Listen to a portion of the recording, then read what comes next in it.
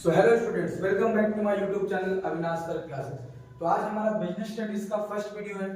इससे पहले हमने पिछले वीडियोस में अकाउंट्स का question pattern, chapter wise mark distribution और अकाउंट्स का first chapter profit and loss appropriation account का फॉर्मेट और सम्स के बारे में भी डिस्कस किया है। जिन लोगों ने वो वीडियो नहीं देखा है तो वो लोग हमारे चैनल में जाकर के वो वीडियो को देख सकते हैं और चैनल को अभी तक अगर सब्सक्राइब नहीं किया है तो चैनल को सब्सक्राइब करें और बेल आइकन पर क्लिक करके ऑल नोटिफिकेशन पर क्लिक करें। तो आज हम बिजनेस स्टडीज का फर्स्ट चैप्टर के बारे में बात कर रहे हैं। तो बिजनेस स्टडीज का फर्स्ट चैप्टर जो हम लोगों का है उसका नाम है nature and significance of management. तो चैप्टर 1 से हम लोगों का WBHS के एग्जाम में कोई भी लॉन्ग क्वेश्चन नहीं आता है। ऐसे हम लोग को बिजनेस स्टडीज में टोटल 12 चैप्टर पढ़ना है, जिसमें से चैप्टर 1 जो है उसमें से हम लोग का कोई भी लॉन्ग क्वेश्चन एग्जाम में नहीं आता है। हम लोग का इसमें से 5 मार्क्स का क्वेश्चन आता है जो MCQ और SCQ रहता है। हम लोग का इसमें से 5 मार्क्स का क्वेश्चन आता है जो MCQ और SCQ रहता है। तो हम चैप्टर 1 का आज डिस्कशन करते हैं हम लोग। तो nature and significance of management, तो मैनेजमेंट का नेचर और मैनेजमेंट का सिग्निफिकेंस के बारे में। लेकिन उससे पहले हम लोग को जानना चाहिए कि क्या होता है, कि मैनेजमेंट क्या होता है। सबसे पहले हम लोगों को किस चीज का जानकारी चाहिए कि मैनेजमेंट होता क्या है। उसके बाद उसका नेचर के बारे में पढ़ेंगे और उसका सिग्निफिकेंस के बारे में जानेंगे। तो मैनेजमेंट क्या होता है, तो management is an art. Management क्या है, एक कला है। Management is an art. Management क्या है, मैनेजमेंट एक कला है। किस चीज का कला है भाई, तो management is an art of getting things done through others. मतलब काम को दूसरा व्यक्तियों से कराने का जो कला होता है उसी को हम लोग क्या बोलते हैं, मैनेजमेंट। तो मैनेजमेंट क्या है, management is an art of getting things done through others. अपने काम को कोई दूसरा व्यक्ति से कराने का कला को हम लोग क्या बोलते हैं, मैनेजमेंट। और काम भी किस तरह से होना चाहिए, ऐसा नहीं काम किसी को दे दिए उसके बाद भगवान भरोसे तो हो गया फिर काम, नहीं। तो काम भी उस व्यक्ति को देना है जो उस काम को करने का योग्यता रखता हो। इससे क्या होगा, काम इफेक्टिवली होगा और एफिशिएंटली होगा, जैसा हम चाहते हैं वैसे होगा। तो क्या है, management is an art of getting things done through others effectively and efficiently. एकदम इजी सा डेफिनेशन है, अगर कोई 2 बार पढ़ेगा तो जल्द से जल्द याद हो जाएगा। क्या है, management is an art of getting things done through others effectively and efficiently. तो बिजनेस स्टडीज में ऐसा नहीं है कि नंबर नहीं मिलता है, और ऐसा नहीं कि पूरा हिस्ट्री है उसको पूरा मतलब क्या करना पड़ेगा, रट्टा मारना पड़ेगा। अगर हम लोग बिजनेस स्टडीज को समझ के करते हैं, एक एक कांसेप्ट को अच्छे से समझते हैं, तो हम लोग अपना लैंग्वेज में भी अगर उसको लिखेंगे तो हम लोग को मार्क्स मिलता है। बिजनेस स्टडीज रट्टा मारने वाला सब्जेक्ट नहीं, बिजनेस स्टडीज में ही मार्क्स मिलता है। तो मैनेजमेंट का डेफिनेशन हो गया, आई होप सबको क्लियर होगा मैनेजमेंट का डेफिनेशन। फिर फादर ऑफ मैनेजमेंट, मैनेजमेंट का कांसेप्ट लेके कौन आए थे, सबका कांसेप्ट लाने वाला कोई ना कोई होता है। जैसे अकाउंटेंसी का हम लोग मतलब कांसेप्ट जो है लुका पैस्क्वालिकल वाला है, डबल एंट्री अकाउंटिंग सिस्टम का। उसी तरह मैनेजमेंट का कांसेप्ट कौन लेके आए, उनको हम लोग फादर ऑफ मैनेजमेंट के रूप में रिगार्ड करते हैं, पीएफ ड्रकर। तो फादर ऑफ मैनेजमेंट कौन है, पीएफ ड्रकर। उनके द्वारा एक फेमस बुक भी लिखा गया है, प्रैक्टिस ऑफ मैनेजमेंट। जैसे कि हम पहले ही बोले हैं कि इसमें से 5 मार्क्स का क्वेश्चन आएगा और MCQ और SCQ रहेगा। तो MCQ SCQ में यही सब ज्यादातर क्वेश्चन पूछा जाता है कि who wrote the book practice of management, who is the father of management. तो क्या होगा, फादर ऑफ मैनेजमेंट कौन है, पीएफ ड्रकर। और उनके द्वारा कौन सा बुक लिखा गया है, प्रैक्टिस ऑफ मैनेजमेंट। कौन सा बुक लिखा गया है, प्रैक्टिस ऑफ मैनेजमेंट। इतना तो सबको याद रख ही सकता है। उसके बाद फादर ऑफ मॉडर्न मैनेजमेंट। अब यहाँ पे देखिए कि फादर से 3 क्वेश्चन है, father of management, father of modern management, father of scientific management. इस बात का ध्यान देना है, अगर फादर ऑफ मैनेजमेंट बोलता है तो क्या होगा, पीएफ ड्रकर। अगर क्वेश्चन में बोला गया है कि who is the father of modern management, तो मॉडर्न मैनेजमेंट का फादर कौन है, हेनरी फ्यूल। सबसे पहला कांसेप्ट तो पीएफ ड्रकर लेके आए थे, लेकिन उसके बाद उसको और अच्छे ढंग से मॉडर्न टेक्निक से समझाने वाले व्यक्ति कौन थे, हेनरी फ्यूल। इसलिए उनको क्या बोला जाता है, फादर ऑफ मॉडर्न मैनेजमेंट। उसके बाद है फादर ऑफ साइंटिफिक मैनेजमेंट, जो मैनेजमेंट में साइंस का एप्लीकेशन लेकर के आए। जो मैनेजमेंट में किसका एप्लीकेशन लेके आए, साइंस का। कि जो भी हम लोग काम करें उसमें क्या होना चाहिए, साइंटिफिक एप्लीकेशन होना चाहिए, मतलब साइंस का एप्लीकेशन होना चाहिए ईच एंड एवरी वर्क में। तो इसलिए उनको क्या बोला जाता है, father of scientific management. Father of scientific management किसको बोला जाता है, FW टेलर। तो ये 3 चीज था क्या, फादर ऑफ मैनेजमेंट अगर बोलेगा तो PF Drucker, father of modern management अगर बोलेगा तो हेनरी फ्योल, और फादर ऑफ साइंटिफिक मैनेजमेंट अगर बोलता है तो क्या होगा, एफ.डब्ल्यू. टेलर. तो ये तीनों बात का हम लोग को ध्यान रखना है. और बुक का नाम जो बोले प्रैक्टिस ऑफ मैनेजमेंट, वो किसके द्वारा लिखा गया है, पीएफ ड्रगर के द्वारा लिखा गया है. तो फिर आगे बढ़ते हैं. तो इसमें क्या है, पॉट्स का वर्ड जिसमें पूरा मैनेजमेंट समाया हुआ है. ये एक छोटा सा वर्ड में पूरा मैनेजमेंट है. तो पॉट्स का वर्ड कौन लेके आए थे, लूथर ग्यूलिक. किसके द्वारा लाया गया है, लूथर ग्यूलिक. तो लूथर ग्यूलिक के द्वारा पॉट्स का लेकर के आया गया ये वर्ड. तो पॉट्स का में सबका क्या होगा फुल फॉर्म, पॉट्स का में सबसे पहले पी का मतलब होता है प्लानिंग, फिर है ओ का मतलब होता है ऑर्गेनाइजिंग, फिर है डी का मतलब होता है डायरेक्टिंग, फिर है एस का मतलब होता है स्टाफिंग, फिर है सीओ का मतलब होता है कोऑर्डिनेशन, देन आर का मतलब होता है रिपोर्टिंग, और लास्ट में है बी का मतलब क्या होता है, बजट.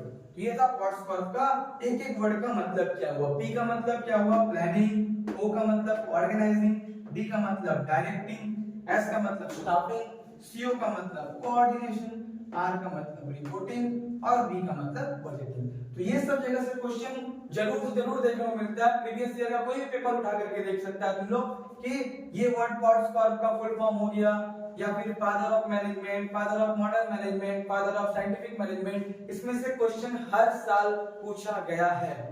तो इसके बाद हम लोग आगे बात करते हैं फीचर्स और ऑब्जेक्टिव ऑफ मैनेजमेंट के बारे में. चलिए हम लोग बात करते हैं फीचर्स ऑफ मैनेजमेंट और ऑब्जेक्टिव ऑफ मैनेजमेंट के बारे में. तो मैनेजमेंट क्या है, हम लोग देख लिए थे कि मैनेजमेंट क्या होता है, कि management is an art of getting things done through others effectively and efficiently. मतलब अपना काम को किसी दूसरे व्यक्ति से कराने की कला को हम लोग क्या बोलते हैं, मैनेजमेंट बोलते हैं. तो अब उसका अगर फीचर्स के बारे में बात किया जाए तो पहला फीचर है कि गोल ओरिएंटेड.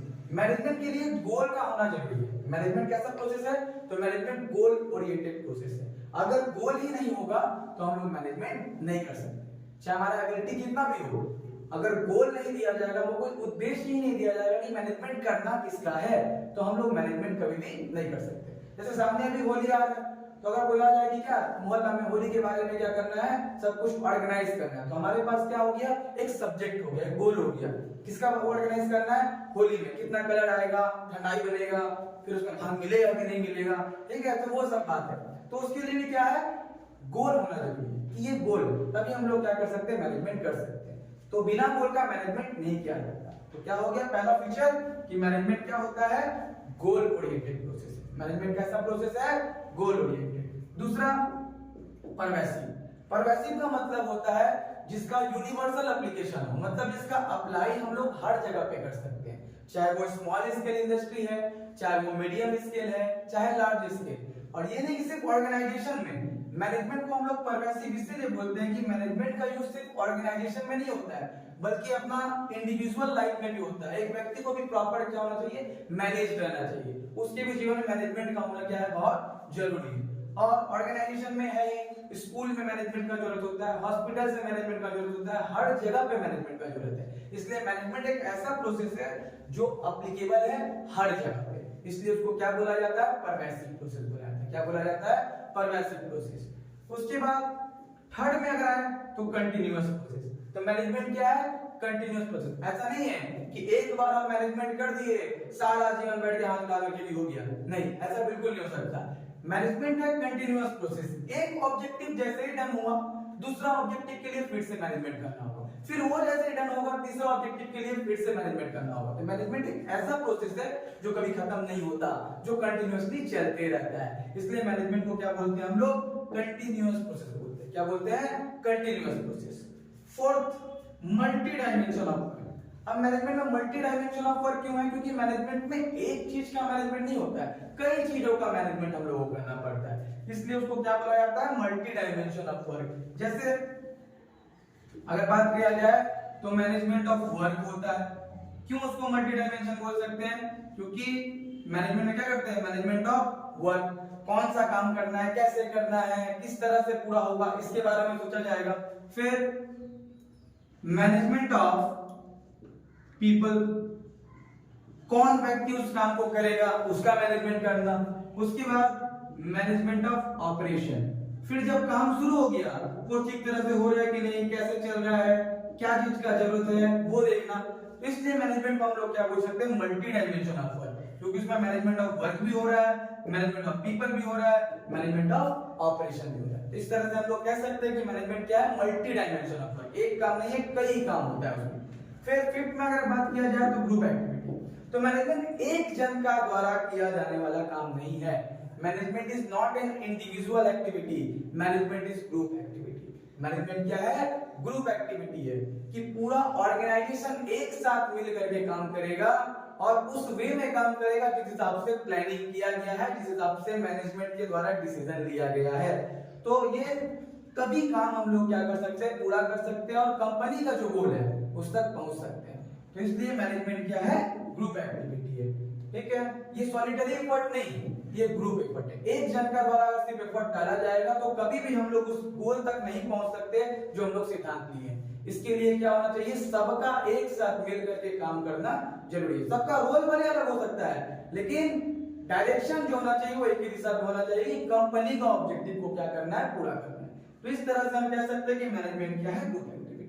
तो फीचर सबको समझ में आ गया होगा कि पहला बोले क्या, गोल ओरिएंटेड, मैनेजमेंट करने के लिए कोई गोल का होना जरूरी है। दूसरा क्या बोला गया, पर्पस, इसका इस्तेमाल हर जगह पर होता है।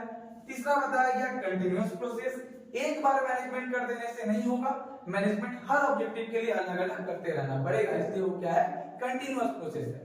Fourth, multi dimension of work, इसमें बहुत सारा फंक्शन होता है जिसको परफॉर्म किया जाता है।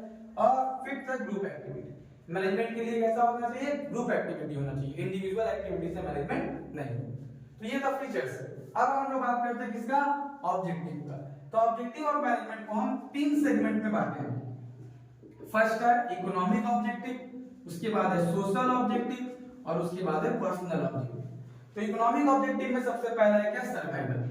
तो सबसे पहला इकोनॉमिक ऑब्जेक्टिव होता है मैनेजमेंट का कि how to survive in the market. जब कोई कंपनी नया मार्केट में आता है तो वो सोचता है कि किस तरह से हम मार्केट में क्या कर सकते हैं, सर्वाइव कर सकते हैं। अगर वो पहले ही प्रॉफिट के बारे में सोचने लगेगा तो मार्केट में नहीं रह पाएगा। प्रॉफिट जरूरी है लेकिन फर्स्ट मार्केट में आके क्या जरूरी होता है, सर्वाइवल। किस तरह से अपना कंपटीटर, जो लोग पहले से कोई ब्रांड वहां पे है ऑलरेडी, तो उसके जगह पर अगर वो उसी चीज में डील कर रहा है तो उसको पहले क्या करना पड़ता है, मार्केट में सर्वाइव करना पड़ता है। सबसे पहला ऑब्जेक्टिव क्या होता है, मार्केट में सर्वाइव करना।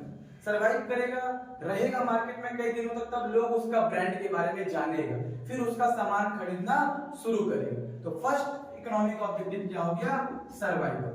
सेकंड, प्रॉफिट तो जरूरी है क्योंकि हर कोई यहाँ पे प्रॉफिट कमाने के लिए आया है। कोई भी अगर बिजनेस कर रहा है तो प्रॉफिट कमाने के उद्देश्य से ही करता है। मेन ऑब्जेक्टिव बिजनेस का क्या होता है, प्रॉफिट। तो जब सर्वाइवल हो गया, लोगों के पास जानकारी पहुंच गया मेरा बिजनेस के बारे में, तो दूसरा ऑब्जेक्टिव क्या होगा मेरा, प्रॉफिट कमाना। क्योंकि without profit in no business can survive in the market. तो प्रॉफिट इज वेरी एसेंशियल। उसके बाद थर्ड क्या हो गया, ग्रोथ। जब देखा ये प्रॉफिट जो हो रहा है, क्या हो रहा है, कंटीन्यूअस बेसिस पे हो रहा है और प्रॉफिट में क्या इंक्रीज देखने को मिल रहा है, तो क्या किया जाता है, कंपनी का तीसरा इकोनॉमिक ऑब्जेक्टिव क्या होता है कि ग्रोथ के बारे में सोचो कि किस तरह से और हम एक्सपेंड कर सकते हैं अपना बिजनेस को, किस तरह से और दूसरा जगह पर लेके जा सकते हैं। तो कंपनी किसके बारे में सोचता है, ग्रोथ के बारे में। इकोनॉमिक ऑब्जेक्टिव कितना हो गया, तीन हो गया। पहला सर्वाइवल, दूसरा प्रॉफिट और तीसरा growth. Next social objective. Social objective मतलब समाज के प्रति क्या उसका उद्देश्य है। तो सबसे पहला हो गया providing quality goods at low price, कि जो भी ऑर्गेनाइजेशन जो भी सामान बना रहा है वो कैसा होना चाहिए, क्वालिटी वाला होना चाहिए, उसका क्वालिटी बहुत अच्छा होना चाहिए और इस तरह से हो कि उसका प्राइस जो लो, ताकि सभी क्लास का पीपल उस तक पहुंच सके, सभी लोग उसको अफोर्ड कर सके, खरीद सके और यूज कर सके। तो पहला हो गया उसका सोशल ऑब्जेक्टिव क्या है कि providing quality goods at low price. Second क्या हो गया, क्रिएशन ऑफ एम्प्लॉयमेंट, कि रोजगार अवसर का निर्माण करे, एम्प्लॉयमेंट जनरेट करे, जिससे क्या होगा, हम लोग का देश का अनएम्प्लॉयमेंट क्या होगा, दूर होगा। तो ये दो क्या है, सोशल ऑब्जेक्टिव है मैनेजमेंट का। थर्ड पर्सनल ऑब्जेक्टिव, मतलब कर्मचारियों के प्रति क्या उद्देश्य है। सबसे पहला फेयर सैलरी, जितना उन लोग से काम करवाया जा रहा है उसके हिसाब से उन लोगों को क्या दिया जाए, सैलरी दिया जाए। और सेकंड क्या हो जाएगा, प्रॉपर वर्किंग कंडीशन, उन लोगों को वर्किंग कंडीशन दिया जा रहा है वो क्या होना चाहिए, प्रॉपर होना चाहिए। तो ये था हम लोग का क्या, ऑब्जेक्टिव। और उससे पहले हम लोग किसका बात किए, फीचर का। तो आज पार्ट 1 है इस क्लास का, तो इसमें इतना ही। बाकी का जो है पार्ट उसको हम लोग नेक्स्ट वीडियो में डिस्कस करेंगे। तब तक के लिए ये वीडियो अगर पसंद आया तो इस वीडियो को लाइक करें और हमारे चैनल को सब्सक्राइब करें।